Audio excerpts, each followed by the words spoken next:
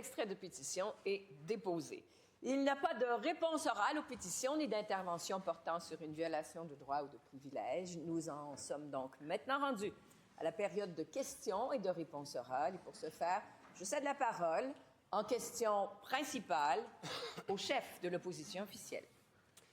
Madame la Présidente, nous avons devant nous pas juste un gouvernement en fin de régime, mais un gouvernement en faillite. Et savez-vous ce qu'on fait quand on a une faillite? Bien, on fait l'inventaire. Alors, allons-y voir l'inventaire des derniers mois en santé.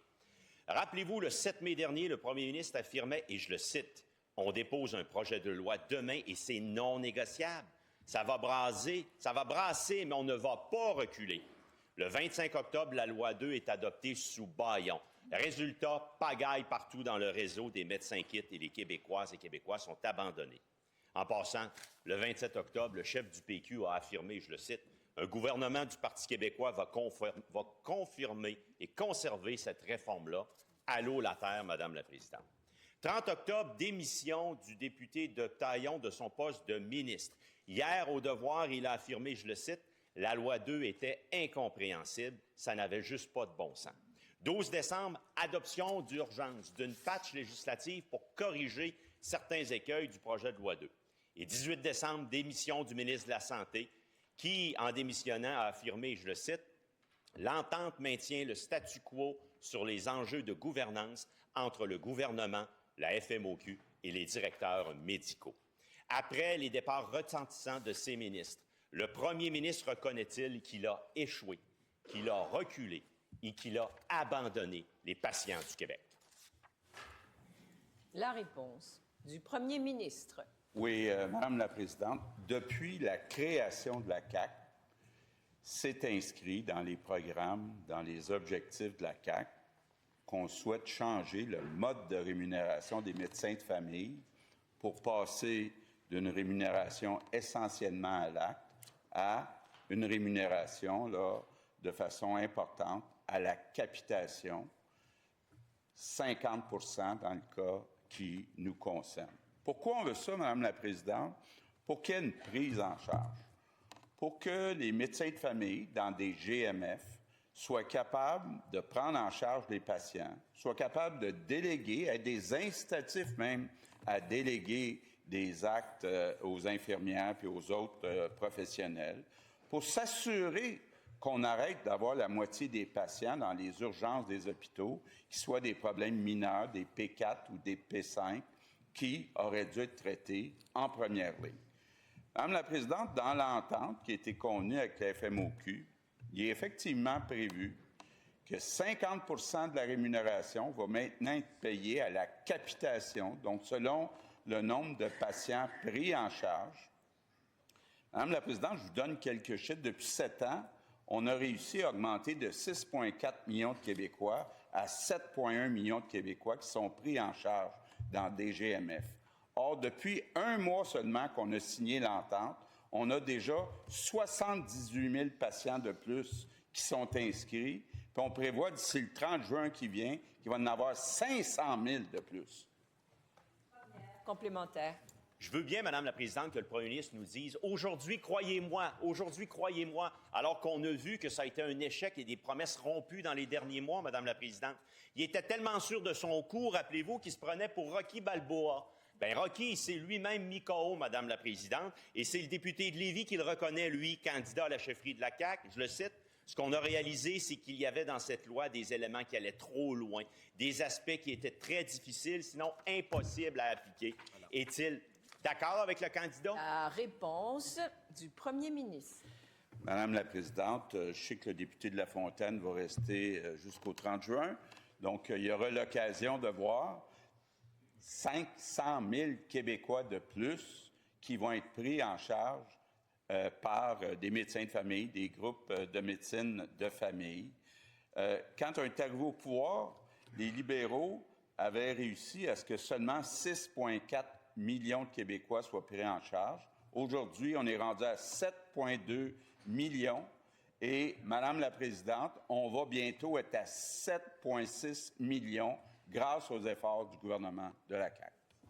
Deuxième complémentaire. Madame la Présidente, il y a des médecins qui ont déjà quitté et qui ne reviendront pas. Hier, notre collègue de Pontiac a soulevé la situation dans l'Outaouais. 24 médecins de famille ont quitté. 15 000 Québécoises et Québécois ont perdu leur médecin de famille. Alors, je demande au premier ministre d'avoir la réalité en face. Son ministre des Services sociaux est parti. Le ministre de la Santé est parti. Le premier ministre a annoncé son départ. Et hier, sa ministre de la Santé a dit, je la cite, « Il y a eu des problèmes de communication avec la loi 2. On est en train de corriger ça. » Est-il d'accord avec sa ministre de la Santé? C'était juste des problèmes de com. La réponse du premier ministre. Madame la Présidente, hier, le député de Pontiac demandait combien de Québécois n'ont plus de médecin de famille depuis les derniers mois à cause des négociations.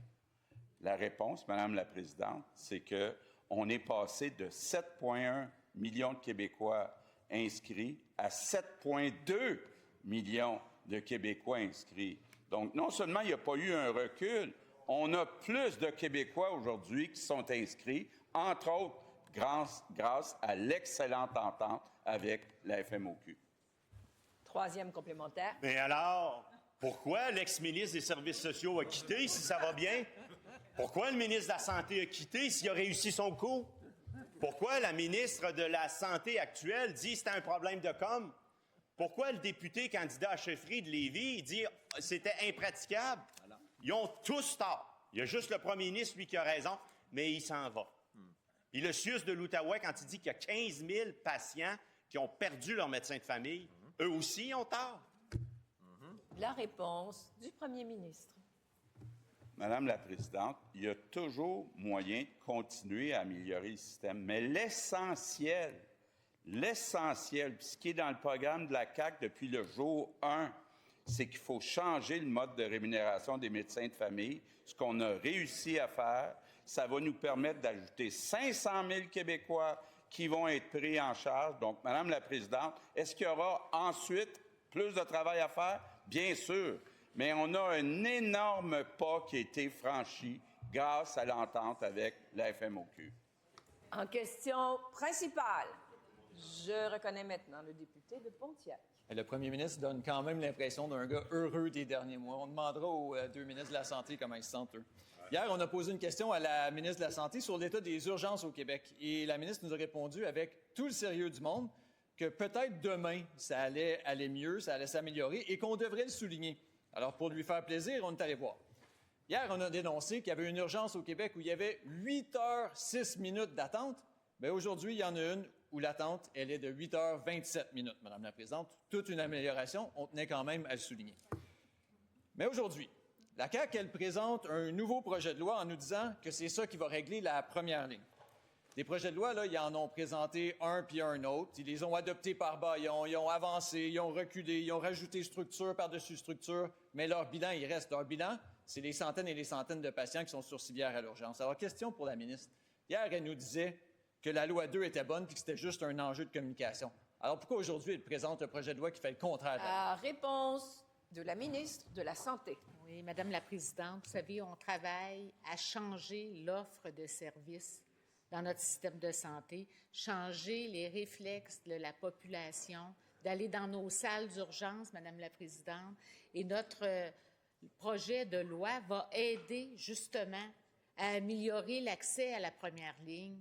Donc, on est vraiment cohérent avec ce qu'on est en train de faire. On travaille pour améliorer nos salles d'urgence au Québec. D'ailleurs, j'ai été à plusieurs reprises en Outaouais l'automne dernier. J'ai eu l'occasion de rencontrer le PDG, les médecins. Ils étaient très fiers du travail qu'ils accomplissaient, malgré les enjeux en Outaouais. Ben oui, ils trouvent ça drôle quand on parle de l'Outaouais, Madame la Présidente. Je peux vous dire que j'ai vu des médecins engagés qui offrent des services extraordinaires, qui se mobilisent malgré les enjeux qu'on retrouve spécifiquement dans cette région-là. Alors, on continue de travailler, Madame la Présidente, pour améliorer l'ensemble du système de santé, puis je pourrais y revenir sur le projet de loi dont on est très fiers de déposer cette loi. On a eu le courage de changer le mode de rémunération au Québec. Nous sommes le seul gouvernement à avoir fait ça. Il va avoir des impacts sur la clientèle. Première complémentaire. L'offre de service, elle change. Alors, voyons voir. Il y a un an, presque jour pour jour, il y a un patient qui mourait à l'urgence de la Cité de la Santé à Laval. Pourquoi? parce que selon le rapport du coroner qui est sorti dernièrement, le patient était classé très urgent, devait être vu toutes les 30 minutes, mais on l'a laissé dans la salle d'attente pendant 8 heures sans aller le voir.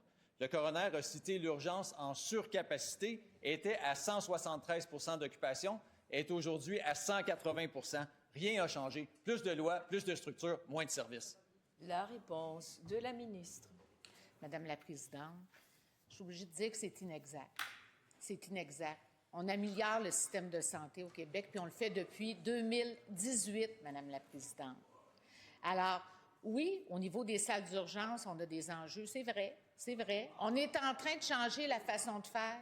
On veut une meilleure prise en charge de la première ligne. On veut que les patients qui sont P4, P5 puissent aller dans des milieux cliniques, qu'ils puissent rencontrer des médecins, des IPS, des pharmaciens, des physiothérapeutes. C'est ça qu'on est en train de faire pour aider nos salles d'urgence à vraiment mettre l'emphase sur les cas urgents qui doivent se retrouver dans les salles d'urgence. On améliore au fur et à mesure l'organisation de services dans les salles d'urgence. Il reste... Deuxième complémentaire. C'est pas parce que les chiffres augmentent que ça s'améliore. Le temps d'urgence, le temps d'attente aux urgences, là, il a augmenté de presque 1 heure depuis que la CAQ elle est au pouvoir. La promesse du 90 minutes à l'urgence, là, il n'y a plus personne au gouvernement qui ose en parler. Tiens, je mets la ministre au défi. Est-ce qu'elle va, d'ici la fin de son mandat, avoir 90 minutes d'attente à l'urgence, ou même 100? Elle ne nous dira pas ça, Madame la Présidente. Mais j'ai un petit conseil aux candidats à la chefferie, qui viennent de l'establishment ou non. S'ils veulent se distancer du bilan du premier ministre, moi, je commencerai par la santé. La réponse de la ministre. Bien oui, Madame la Présidente, on le sait. De toute façon, le volet de la santé, on le sait, c'est une priorité pour notre gouvernement. C'est une priorité pour les citoyens du Québec. Et j'imagine que les candidats à la chefferie vont en faire aussi une priorité. C'est important. C'est une priorité pour moi comme ministre de la Santé. Et je vais aller sur le terrain, je vais aller rencontrer les gens dans les salles d'urgence qui font un travail extraordinaire. Puis on est en train de leur donner des moyens concrets d'avoir moins de clientèle qui n'ont pas besoin d'aller dans les salles d'urgence. Ça va faire une différence, Madame la Présidente. Puis j'aimerais aussi parler des autres professionnels. On travaille pour que nos autres professionnels puissent prendre une place plus importante dans le réseau de la santé. En question principale, je reconnais maintenant la députée de Darcy McGee. Merci, Madame la Présidente. Nous sommes à la semaine de la prévention du suicide et selon le dernier rapport de l'INSPQ, le taux de tentatives de suicide au Québec a augmenté et c'est les adolescentes de 15 à 19 ans qui affichent le taux le plus élevé d'hospitalisation pour des tentatives de suicide et visites aux urgences pour des idées suicidaires. Pour les filles de 10 à 14 ans, le taux d'hospitalisation pour tentatives de suicide a triplé depuis 2010. Madame la Présidente, depuis l'arrivée de ce gouvernement, la CAQ a bâillonné la loi 15 qui a créé Santé Québec, qui ignore les services sociaux. Ils ont bâillonné et suspendu la loi 2 qui a commencé une chicane avec les médecins. Et aujourd'hui, le dépôt de la projet de loi 19 pour essayer d'arranger ces pots cassés. Mais aucun de ces gestes n'a protégé les services sociaux, ni augmenté le nombre de psychologues, ni de psychiatres disponibles dans notre réseau de santé publique. Madame la Présidente, les intervenants de l'Association de la prévention du suicide sont là. Qu'est-ce que la ministre a à leur dire à propos La réponse de la ministre de la Santé, responsable des services sociaux. Oui. Bien, Madame la Présidente, je suis très sensible à la situation de la détresse psychologique que plusieurs citoyens et citoyennes du Québec peuvent vivre et qui peut, dans certaines circonstances, amener malheureusement à passer à l'acte puis à passer au suicide. Particulièrement touchée par la détresse psychologique des jeunes, Madame la Présidente. Puis je tiens à souligner qu'aujourd'hui, effectivement, on est au cœur de la 36e semaine de prévention du suicide.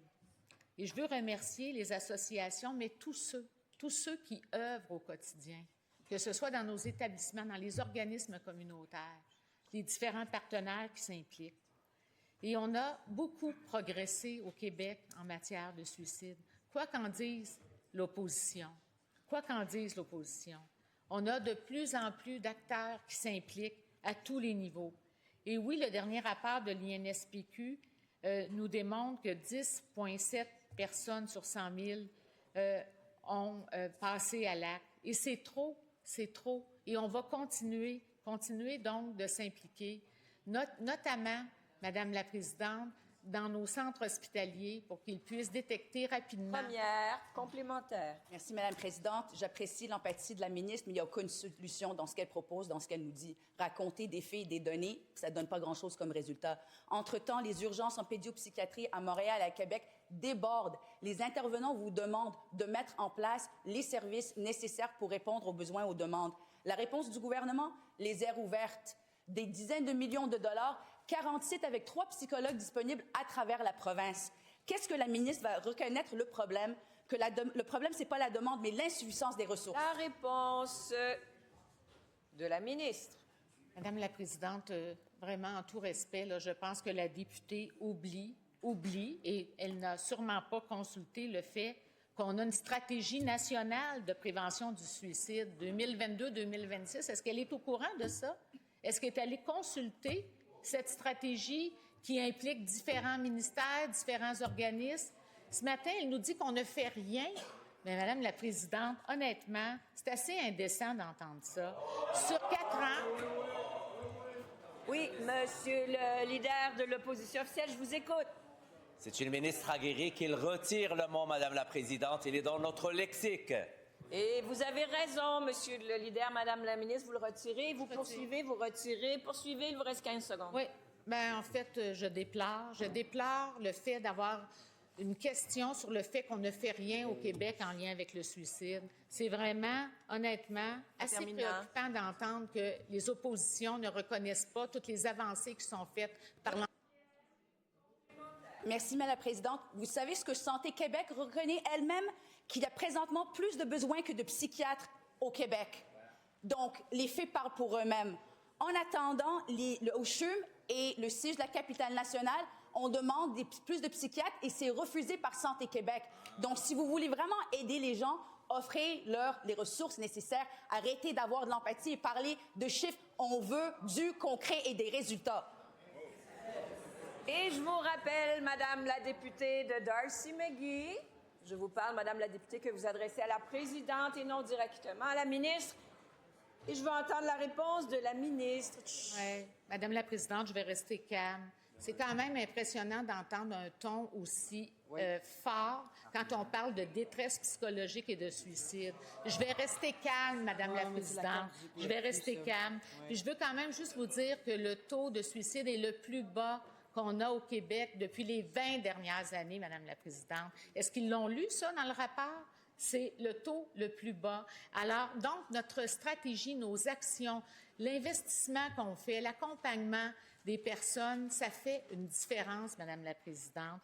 Et on a aussi toutes les aires ouvertes qui sont maintenant mises en place, qui font une très grande différence pour améliorer l'accès, Madame la Présidente.